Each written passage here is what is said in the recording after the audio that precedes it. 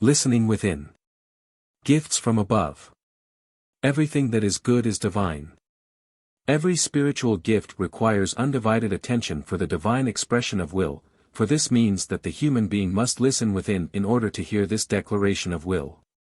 God's will can only be revealed to someone who withdraws into his inner life, since God's voice is only perceptible in the human being's heart, hence, a person has to listen within if he wants to hear God's voice. And thus, a person must first detach himself from the world, i.e., he must completely free his thoughts from earthly interests, he must establish a bond with the spiritual kingdom through consciously focusing within and enter into a silent communication with the spiritual beings in a perfect state or with the eternal Deity Himself. He has to present his spiritual adversity to God and appeal for being guided towards realization. He has to try to live according to divine will and have the serious will to become worthy of God's voice, then God will also let his voice be heard in the heart of someone who wants to hear it. For God requires people who clearly and understandably convey to fellow human beings what the voice of the heart has imparted to them, consequently he will also always be willing to instruct people according to the truth.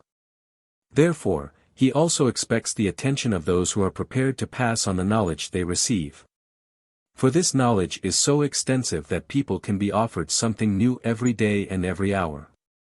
But it must also be accurately communicated, and thus the teacher himself must be knowledgeable and always and forever accept this knowledge, and this requires constant mental concentration, that is, the recipient must willingly detach the soul from the body and utterly hand himself over to the working of spiritual forces. He must listen to what his spiritual friends impart to him and know that every message from the spiritual kingdom is offered to him according to God's will, that he therefore receives the truth which he should pass on in exactly the same way.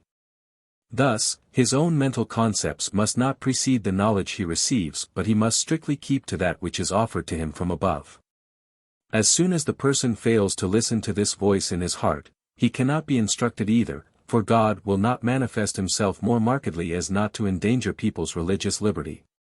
However, to the listener his voice sounds so clear and pure that he cannot misunderstand it, and thus he grows in wisdom because he is instructed by God himself, who also avails himself of his heavenly messengers in order to impart the truth through his devoted earthly child to people on earth.